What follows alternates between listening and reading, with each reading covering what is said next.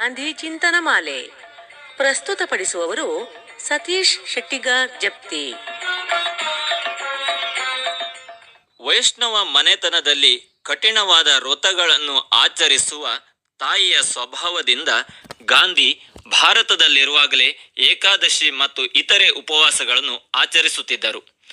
ಆ ಕಾಲದಲ್ಲಿ ಗಾಂಧೀಜಿಗೆ ಉಪವಾಸ ಎಂದರೆ ಏನು, ಅದನ್ನು ಏಕೆ ಆಚರಿಸಬೇಕು, ಉಪವಾಸದ ಒಟ್ಟು ಮಹಿಮೆ ಏನು ಎಂಬುದು ಗೊತ್ತಿರಲಿಲ್ಲ.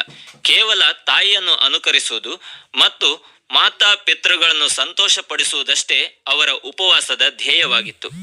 ಮನಸ್ಸನ್ನು ಸಂಯಮದೆಡೆಗೆ ತಿರುಗಿಸುವುದಕ್ಕೆ ಮತ್ತು ದೈಹಿಕ ಆರೋಗ್ಯ ವೃದ್ಧಿಗೆ ಉಪವಾಸ ವ್ರತ ಕೈಗೊಳ್ಳುವುದು ಅವಶ್ಯಕವೆಂಬುದು ಗಾಂಧೀಜಿಯವರಿಗೆ ನಂತರ ಮನವರಿಕೆಯಾಯಿತು. ಗಾಂಧೀಜಿಯವರು ಸಂಯಮದ ಸಾಧನವಾಗಿ ಉಪವಾಸ ಪ್ರಯೋಗವನ್ನು ಪ್ರಾರಂಭಿಸಿದಾಗ ಹಿಂದೂಗಳ ಶ್ರಾವಣ ಮತ್ತು ಮುಸಲ್ಮಾನರ ರಂಜಾನ್ ಎರಡೂ ತಿಂಗಳುಗಳು ಒಟ್ಟಾಗಿಯೇ ಬಂದಿದ್ದವು. ಅವರ ಮನೆತನದ ಕೆಲವರು ಶ್ರಾವಣ ಮಾಸ ಪೂರ್ತಿ ಪ್ರದೋಷ ಅಂದರೆ ಸೂರ್ಯಾಸ್ತದವರೆಗೂ ಉಪವಾಸವನ್ನು ಆಚರಿಸುತ್ತಿದ್ದರು. ಗಾಂಧೀಜಿಯವರು ಹೀಗೆಯೇ ಮಾಡಬೇಕೆಂದು ನಿಶ್ಚಯಿಸಿದ್ದರು. ಟಾಲ್ಸ್ಟಾಯ್ ಆಶ್ರಮದಲ್ಲಿದ್ದಾಗ ಮಿತ್ರರಾದ ಕಲ್ಲನ್ ಬಾಗ್ ಮತ್ತು ಕೆಲವು ಸತ್ಯಾಗ್ರಹಿಗಳೊಂದಿಗೆ ಗಾಂಧೀಜಿ ಉಪವಾಸ ಆರಂಭಿಸಿದರು. ಇವರಲ್ಲಿ ಹಿಂದೂಗಳಲ್ಲದೆ ಕ್ರೈಸ್ತ, ಮುಸಲ್ಮಾನ ಮತ್ತು ಪಾರಸಿ ಹುಡುಗರು ಇದ್ದರು.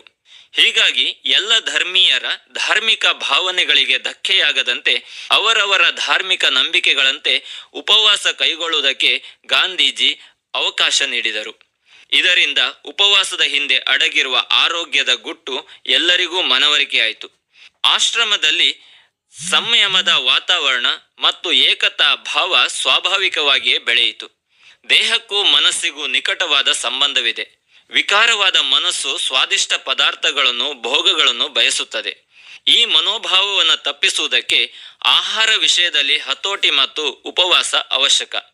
ಮನಸ್ಸು ಮತ್ತು ಇಂದ್ರಿಯಗಳ ನಿಗ್ರಹಕ್ಕಾಗಿ ದೇಹಕ್ಕೆ ಶುದ್ಧವಾದ ಉದ್ರೇಕರಹಿತ ಆಹಾರ, ನಿಯಮಿತ ಉಪವಾಸ ಕ್ರಮ ಅವಶ್ಯಕವೆಂಬುದು ಗಾಂಧೀಜಿಯ ಅಭಿಪ್ರಾಯ.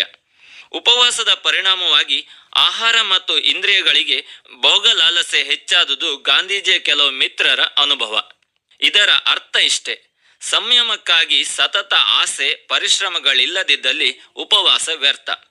ವಿಷಯ ವಿನಿವರ್ತಂತೆ ನಿರಾಹಾರಸ್ಯ ದೇಹಿನಃ ರಸವರ್ಜಂ ರಸೋಪ್ಯಸ್ಯ ಪರಂ ದೃಷ್ಟ ನಿವರ್ತತೆ. ಭಗವದ್ಗೀತೆಯ ಈ ಶ್ಲೋಕದಂತೆ ಮನುಷ್ಯ ನಿರಾಹಾರಿಯಾಗಿದ್ದರೆ ಅವನ ವಿಷಯಾಸಕ್ತಿ ಮಂದವಾಗುತ್ತದೆ, ಆದರೆ ಅದರ ಮೇಲಿನ ಬಯಕೆ ಹೋಗುವುದಿಲ್ಲ. ಈಶ್ವರನ ಸಾಕ್ಷಾತ್ಕಾರವಾದಾಗಲೇ ಈ ಬಯಕೆ ನಿರ್ಮೂಲನವಾಗುವುದು. ಆದುದರಿಂದ ಉಪವಾಸದಂತಹ ವ್ರತ ನಿಯಮಗಳು ಸಂಯಮಕ್ಕೆ ಒಂದು ಸಾಧನ, ಅದೇ ಎಲ್ಲವೂ ಅಲ್ಲ. ದೈಹಿಕ ಉಪವಾಸದೊಂದಿಗೆ ಮಾನಸಿಕ ಉಪವಾಸವೂ ಬೆರೆದಿದ್ದರೆ ಅದು ಡಾಂಬಿಕತನವಾಗಿ ಅನಿಷ್ಟ ಪರಿಣಾಮ ಬೀರುತ್ತದೆ. ದೇಹ ಅನಾರೋಗ್ಯಕ್ಕೆ ತುತ್ತಾದಾಗ ಉಪವಾಸದಿಂದಿರಲು ಸಾಧ್ಯವಿಲ್ಲ.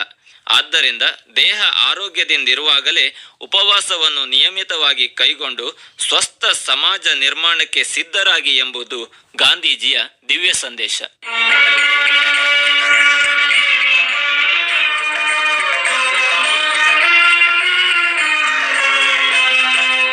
ಇದುವರೆಗೆ ಗಾಂಧಿ ಚಿಂತನ ಮಾಲೆ ಕೇಳಿದಿರಿ. ಪ್ರಸ್ತುತಪಡಿಸಿದವರು ಸತೀಶ್ ಶೆಟ್ಟಿಗಾರ್ ಜಪ್ತಿ.